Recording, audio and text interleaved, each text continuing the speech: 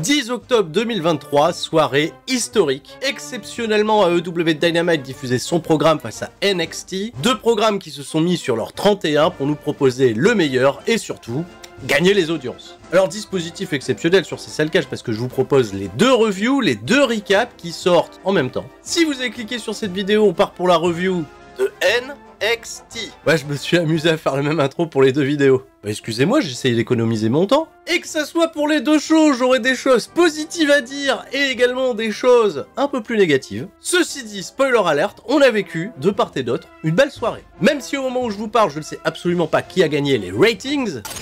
Bon, le Sturi qui fait les récaps, il a pas les ratings, mais moi je les ai. Ah ouais, si vous me reconnaissez pas, je suis Sturi du futur, salut à tous. Et je ferai les reveals à la toute fin de la vidéo, parce que c'est comme ça, hein, restez jusqu'au bout, quoique non, vous pouvez aller directement au bout. Enfin bref, à quoi c'est? Ah, c'est à moi de lancer le générique? Bah générique. Il est nul ce générique en plus. Générique! Et un et deux et seulement deux, pas besoin de plus pour être heureux. On se détend, on allume l'ordi, c'est l'heure de retrouver Sturi. Ça va causer de 619, de son pump un peu de pedigree. Mais si comme moi t'as rien compris, t'es quand même le bienvenu. C'est ça le catch, de la passion et du fun. On se prépare pour le corps à corps, donc tout le monde reste fort. Bon, ça fait combien de temps que j'ai pas fait une review d'NXT sur la chaîne principale? Alors pour info, j'en fais assez régulièrement sur twitch.tv/Sturi316. Je trouve bien sûr que le produit s'est nettement amélioré depuis la sortie de la triste période NXT 2.0. Mais depuis que le programme a été confié à Shawn Michaels et que Vince McMahon a beaucoup moins mis son nez dedans, même plus du tout, ça s'est nettement amélioré et NXT fait ce qu'il devait faire depuis, je pense, très longtemps, amener des stars du roster principal pour élever les talents en devenir. Et toute la construction de cet épisode était basé là-dessus, c'est-à-dire qu'on a amené énormément de superstars de WWE établis à Monday Night Raw et à SmackDown pour élever le programme vers des ratings, je suppose, totalement hallucinants. Oui, si là il fallait mettre une pièce, je pense que NXT va gagner ses Tuesday Night Wars, à tel point, et je vais pas me priver de le dire, que c'était peut-être un poil trop, un poil too much, un poil... Encore, à la limite, s'ils avaient annoncé un NXT Homecoming avec un petit côté All-Star, bref, c'était la folie. En revanche, c'était la folie totale. Les 300-400 personnes qui sont présentes au Performance Center étaient totalement zinzin. J'avais vraiment l'impression de voir des superstars de WWE participer à un show indépendant. On ouvre tout de suite les hostilités avec Cody Rhodes qui avait été annoncé. Ça fait quand même bizarre hein, de se dire 4 ans après, Cody Rhodes ouvre un épisode d'NXT. Cody Rhodes, il était venu avec des grosses annonces. Il va pas trop s'attarder sur le côté sentimental d'être présent à NXT. La branche de développement qui fut un temps été dirigée par son défunt père. Kudos à tout le public qui chante hit. Voilà, ça à NXT, c'est un truc qui peut prendre très facilement et j'espère que c'était bien regardé parce que ce serait hyper cool de voir les chants 8 continuer à Monday Night Raw. Les annonces, justement, ne perdons pas de temps. Il y a eu un Women's Breakout Tournament, enfin qui est toujours en cours. Il annonce qu'il y aura un Men's Breakout Tournament qui commencera dès lors que le féminin sera terminé. Et aussi, et ça c'était un peu inévitable, il nous annonce également que le Dusty Rhodes Tag Team Classic Tournament va faire son retour, mais on sait pas quand. Et il y a une autre annonce, puisqu'on est là pour régaler, il est ce soir le General Manager d'un soir, et c'était un bon move, comme ça on utilise Cody Rhodes plusieurs fois au cours de la soirée. Belle réception de la part du public. Ilya Dragunov, l'actuel champion de NXT, va venir au ring confronter Cody Rhodes pour lui dire à quel point il respecte le bonhomme, il aimerait s'inspirer de sa passion. Et tout ce beau monde va se faire interrompre par Dominic Mysterio qui vient accompagné au ring par Rhea Ripley et Dominic Inu. Ah oui, mais non, mais là aussi... On l'entend pas, on comprend pas ce qu'ils disent. Pour Dominic Mysterio, il réclame un match contre Ilya Dragunov pour le championnat NXT, parce que selon lui, hein, c'est lui la star du programme. Cody Rhodes et Ilya Dragunov, ils se sont regardés, vous aussi vous êtes regardés, bah, Dominic Mysterio va se faire tuer par Ilya Dragunov, qui est d'ailleurs indiscutablement mon catcheur préféré à la WWE aujourd'hui. Ça doit bien faire 6-7 ans que je vous dis qu'Ilya Dragunov, il est totalement fou, et c'est un plaisir hein, de le voir évoluer à un tel niveau. Cody Rhodes, il trouve pas ça logique que Dominic Mysterio ne défende pas son championnat nord-américain. Rhea Ripley, elle s'insurge, elle dit bah oui mais attends, il vient de le récupérer la semaine dernière, c'est bon. Ilya Dragunov, il dit ok Cody Rhodes, pas de soucis, donne-le-moi, je vais le manger tout cru. Et Rhea Ripley, chérie, il l'a appelé chérie. J'ai hâte que t'assistes à la destruction de ton ami. Petit ami, c'est toujours ambigu. C'est officialisé par Cody Rhodes ce soir. Ah bah non, ça sera pas le main event, ça sera au milieu de show, voilà. Dominic Mysterio contre Ilya Dragunov, championnat NXT en jeu, et pour autant Cody Rhodes, il fait pas les choses à moitié, il sait que le Judgment Day, il risque de se pointer à un moment donné, il décide qu'il y aura un arbitre spécial, un spécial guest referee. Ah oui, bah je suis comme vous, j'attends Trick Williams, et là il nous annonce LA Knight, yeah, Enfin, yeah. Enfin, pourquoi? C'est quoi le sens? C'est que...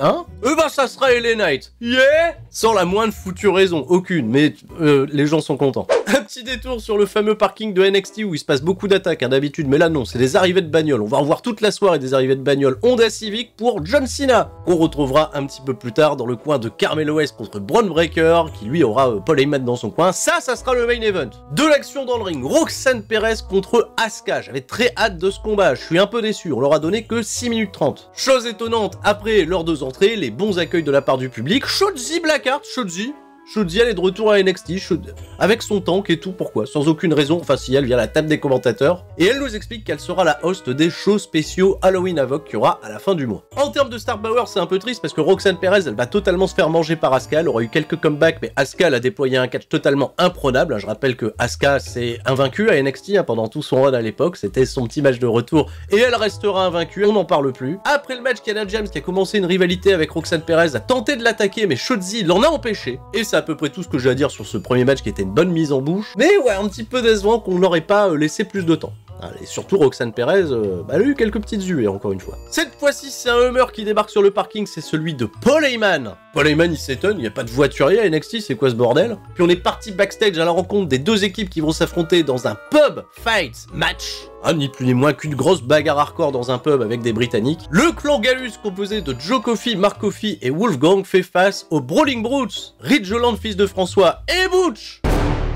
11 minutes 49 de bonne action avec le picture-in-picture, parce que ça y est, ils ont commencé à diffuser les publicités à NXT. Comme annoncé, ils avaient fait les 30 premières minutes sans coupure publicitaire. En Elite Wrestling, de leur côté, ils ont fait quasiment 45 minutes. Alors j'ai beaucoup aimé ce combat qui était un immense défouloir avec plein de spots hyper amusants. Certains un peu kitschouilles, hein, celui de la fléchette dans le doigt ou encore la boule de bowling dans la poubelle. Une très bonne prestation de la part de Joe Coffey, qui est un bon leader du clan Gallus, mais malheureusement, ça sera pas suffisant pour remporter la victoire alors qu'il était prêt à passer Butch à travers une table. Taylor Bate lui a éclaté une chope de bière au visage et triple powerbomb à travers la table pour clôturer un beau match. Le programme se termine probablement ici et Butch et Ridge Holland retourneront très vraisemblablement vers le roster principal, hein, s'ils ont plus de choses à raconter vis-à-vis de Gallus, avec qui ils étaient en rivalité. On a eu après ça un excellent clip pour promouvoir le futur combat entre Becky Lynch qui défendra le championnat NXT contre Lyra Valkyria, des destins croisés puisque elles sont toutes les deux d'origine irlandaise. On nous a ressorti de chouettes images du Fight Factory où Becky Lynch était venue apparemment donner quelques petits cours de catch à une certaine Lyra Valkyria qui était juste Valkyrie à l'époque et qui avait fait quand même des sacrés perfs du côté de OTT en Irlande. Superbe manière de builder l'avenir avec une espèce de passation de main que je sens arriver gros comme une maison. Lyra, on la retrouve tout de suite en interview avec Mackenzie Mitchell, elle est interrompue par Tegan Nox, qui a un peu le seum d'avoir perdu la veille contre Becky Lynch, qui aimerait bien avoir sa revanche, mais Lyra l'arrête tout de suite, c'est bon, t'as eu ta chance, t'as perdu. Et bah parfait, on nous a annoncé un match entre les deux pour la semaine prochaine à NXT. Gros plan sur le seum de Tegan Nox. Hein. Juste avant la publicité, on a John Cena qui marche backstage. Voilà, j'adore quand il y a un catcheur qui marche backstage, parce que après la pub, John Cena fait son entrée. Le public est zinzin, il chante son thème, Cena il a l'impression d'être à la maison, alors c'est un peu drôle, hein, parce que en 2015, si John Cena il avait décidé de venir à NXT confronter Kevin Owens, il aurait pas reçu le même accueil. Ah ouais, les temps changent, hein, les NXT changent. Hein. À l'époque, NXT avait ce petit côté rebelle. Là, désormais, c'est NXT bisounours. John Cena, bienvenue à la baraque. Il y a quand même un mec hein, qui chante Cena Sucks. D'ailleurs, John Cena va le repérer, il va lui dire c'est bien. L'honnêteté est une belle qualité. Bravo. John Cena, il fait un gros discours pour mettre en valeur le produit NXT. C'est le futur, c'est là où tout est créé. Nous sommes Raw, nous sommes SmackDown, mais surtout, nous sommes NXT. Il met bien sûr en avant celui qui va coacher dans le main event, Carmelo Hayes, et là, Bron Breakker fait son apparition. Les gens s'amusent à chanter Bron Breakker Sucks au rythme du thème de John Cena. Ce qui est très drôle, hein. John Cena, il a dit qu'est-ce qui se passe, c'est soirée karaoké, tiens, je recollais la musique, ah, on a changé les paroles. Breakker, il nous dit que c'est cool de voir Cena, c'est une grande soirée pour WWE, d'ailleurs Cena, il l'a dit, on fait l'histoire. On aurait dû faire une grille bingo avec les classiques de WWE. Mais mon cher John Cena, les gens sont pas ici pour te voir toi, ils sont là pour me voir moi. Ça, on regardera vis-à-vis des ratings, hein, si Bron Breakker est un meilleur draw que John Cena. John Cena, il est sportif, hein, il dit Bron Breakker, rien qu'en voir ta stature, je pense que tu seras en effet une grosse star à l'avenir. Au moins il l'a dit. Mais t'es particulièrement insolent, tu me manques de respect, et ça c'est pas cool. Ton attitude devrait être ajustée, mais pour autant, je vais te souhaiter bonne chance pour ton combat. Et Cena, il propose une poignée de main à Bron Breakker. Bron Breakker, il hésite. Évidemment que non, il va mettre une grosse baigne à John Cena, et là je me suis dit, ah très bien. Justement, on est à NXT, prenons les stars en devenir et faisons-leur casser la gueule aux légendes. Et ben non, John Cena, il arrive à s'en sortir, il esquive la spire de Bron Breakker. Il tente l'attitude adjustment et Bron Breakker s'enfuit, confrontation un petit peu rude, et qui se poursuivra bien sûr dans le dernier combat de la soirée. Cody Rhodes en coulisses, il est accosté par Tony D'Angelo et Stax qui veulent trouver des nouveaux challengers à leur championnat par équipe. Il propose à Cody Rhodes de faire une bagarre avec plein d'équipes. Hein, on va savoir une bataille royale. Cody Rhodes, il trouve que c'est une bonne idée. Et pour fit encore plus, on n'a qu'à appeler ça la badabim badaboum bataille royale. Donc il y aura plein d'équipes la semaine prochaine dans une bataille royale. S'il y a un des membres de l'équipe qui est éliminé, bah toute l'équipe est éliminée. Les gens sont contents, Cody Rhodes passe un bon moment et celui qui passe pas un bon moment, c'est Baron Corbin. Ah bah ouais, notre bon vieux Baron Corbin à NXT, le projet Baron Corbin, on en est où? Donc Baron Corbin, il avait plus ou moins tourné face par défaut dans son programme avec Bron Breakker, mais depuis qu'il a battu Bron Breakker, pas clean ceci dit, il cible désormais Ilya Dragunov et son champion NXT. Pourquoi? Parce que Baron Corbin, c'est le dernier à avoir battu Ilya Dragunov, là aussi pas clean. Et de ce fait, il dit au micro de Mackenzie Mitchell qu'il est normalement celui qui mériterait d'avoir une opportunité. Et pas Dominic Mysterio, qu'est-ce que c'est que ce passe-droit? Pourquoi Cody Rhodes, il donne un match à Dominic Mysterio et Ilya Dragunov, je sais pourquoi il accepte de faire un tel match? Parce que Dominic Mysterio, c'est une proie facile, il sait qu'il peut le battre. Qu'est-ce qu'il a à cacher, ce Ilya Dragunov? Pourquoi il me fuit? Et bah Baron Corbin, comme au bon vieux temps, il va se faire interrompre par la musique de LA Knight. Yeah! Mackenzie Mitchell reste pantoise et LA Knight fait son arrivée au ring pour arbitrer le combat entre Ilya Dragunov et Dominic Mysterio. 11 minutes 54 de match et le public a plus chanté pour LA Knight et Rhea Ripley à l'extérieur du ring. Un petit peu dommage quand on a le meilleur catcheur de la compagnie, Ilya Dragunov dans le ring, mais bon, qu'est-ce que vous voulez? C'était la fête ce soir, c'était la kermesse. Non là c'était trop, LA Knight il s'amusait comme un gosse à arbitrer le combat et à jouer avec la foule. Dominic Mysterio il va savoir mener sa hit grâce à une intervention très discrète de la part de Rhea Ripley. Ilya va revenir parce que c'est le meilleur, il va enchaîner Dominic Mysterio, lui mettre quelques Germanes, lui mettre quelques Atemi, se sortir du 619, hein, il a kick out sur le 619 et ça c'est pas mal, et après avoir porté son gros coup d'avant-bras, il était prêt à enchaîner avec le Torpedo Moscou. Finn Balor est arrivé, et LA Knight il a pas réfléchi, hein, pas une seconde, hein, il a tout de suite attaqué Finn Balor, il y a JD McDonagh qui a tenté aussi de venir, le petit JD, hop, balancé au-dessus de la troisième corde, et LA Knight il fait le ménage. Rhea Ripley elle va en profiter pour mettre un coup de ceinture à Ilya Dragunov, mais Trick Williams fait son apparition au plus grand plaisir du public, ça donne un petit moment cocasse entre Trick Williams et Rhea Ripley. Torpedo Moscou, on n'en parle plus, Ilya Dragunov conserve sa ceinture. Et après le match, Baron Corbin va faire son arrivée pour défier Ilya Dragunov, et ben il aura pas le temps de le défier parce que Dijak, out of nowhere, Dijak, et oui, il est venu taper Ilya Dragunov. Voilà, et il a dit à Corbin, ce mec là il est à moi. Putain, pauvre Corbin quoi, il passe après tout le monde. Et LA Knight il était plus là hein, pour défendre Ilya Dragunov pendant les replays, il s'était déjà barré. Backstage, on va retrouver John Cena en compagnie de Carmelo Hayes, on se congratule l'un et l'autre. Merci d'être venu dans mon coin, y a pas de souci mec, je comprends ton histoire mec. Trick Williams se pointe, honoré de rencontrer John Cena entre Carmelo Hayes et Trick Williams. On sent que c'est toujours tendu, d'ailleurs John Cena leur père. Et quand Carmelo se barre pour aller préparer son match, Trick Williams il demande à John Cena comment tu fais pour savoir si ton temps est maintenant, hein, my time is now. Petit sourire de John Cena qui dit à Trick Williams viens je vais t'expliquer. Mais on saura pas ce qu'il lui a expliqué. C'était bien foutu. On nous diffuse des images exclusives rapportées par le NXT Anonymous. Parce que oui il y a un mec à NXT ou une meuf on sait pas, on n'a jamais su, qui filme les gens backstage et qui poste des trucs sur les réseaux sociaux. Bon ok. Et là c'est Paul Heyman. Paul Heyman il est en pleine discussion et il montre son téléphone sur lequel il y a marqué Bloodline à Ava Raine. Ava Raine, si tu sais pas, c'est la fille de The Rock. Et Ava Raine, elle est sortie de son programme avec le Schism, là, avec Joe Gacy. Et là, c'est normal, on peut spéculer 1 milliard de trucs, le move est brillant. Ava Raine qui rejoindrait la Bloodline, si Roman Reigns, il vient feuder un jour avec The Rock, bah non, nous on a ta fille, alors tu vas faire quoi?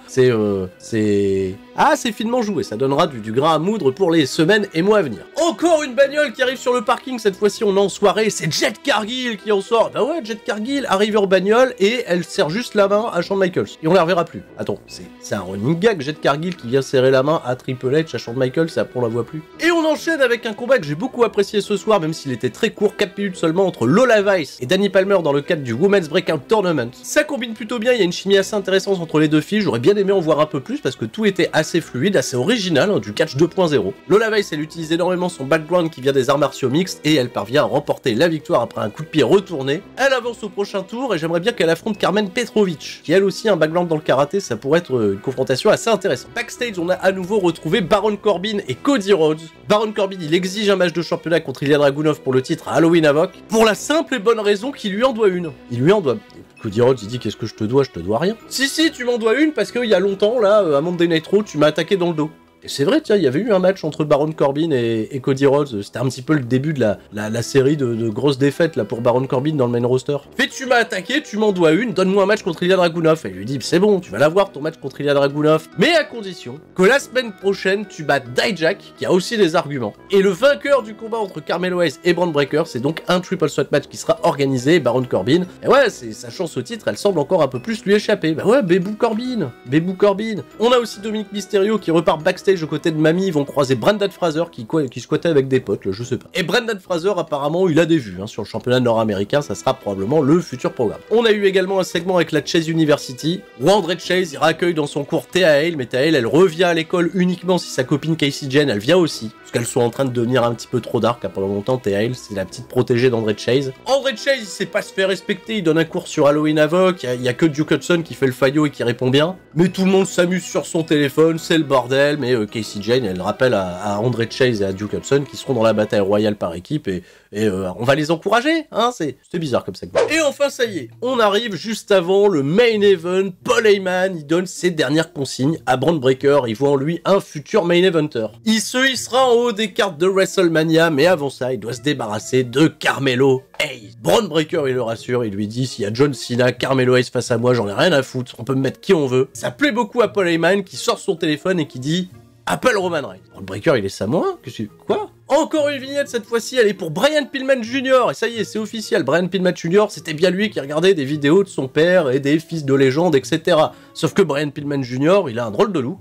Et il en a marre d'être systématiquement comparé à son père. Donc il va faire ses débuts sous un autre nom, ça sera King. Un nom qu'il a emprunté à celui qui considère son père qui l'a élevé. Parce qu'en réalité, son papa, Brian Pillman, il est mort quand il avait seulement 4 ans. Et d'après les reports des Dirt Sheets, le nom qui a été trademarqué, c'est Lexis King. Une bonne promo avec pas mal de rage. On va voir si Brian Pillman Jr. s'acclimate mieux à l'univers d'NXT qu'il l'a été auparavant du côté de All Elite Wrestling, où c'était un immense pétard mouillé. Backstage toujours, il y a beaucoup de choses backstage décidément. Cette fois-ci c'est Asuka, félicité pour sa performance par Kiana James, qui avait décidé de ce match-là de manière un petit peu surprenante, je vous en avais parlé lors du SmackDown Recap. Il y a Blair Davenport qui vient lui parler en japonais, malgré que ça soit une grosse heel à NXT, elle est très ravie de rencontrer Asuka, le moment est un petit peu sympa. Il y a la petite Kelani Jordan, elle est toute mignonne parce qu'elle est toute timide au moment de venir serrer la main d'Asuka, c'est choupi. Et il y a Fallon Henley qui voulait également saluer Asuka, mais elle pourra pas parce que Tiffany Stratton elle va passer devant elle. Tiffany Stratton elle en fait des caisses, Asuka elle semble un petit peu gênée, elle finit par s'éclipser, elle a pas pu dire bonjour à Asuka et de ce fait ça va probablement mettre un programme entre les deux. C'est de manière de justifier début de rivalité. On va faire un match parce que j'ai pas pu dire bonjour à Asuka,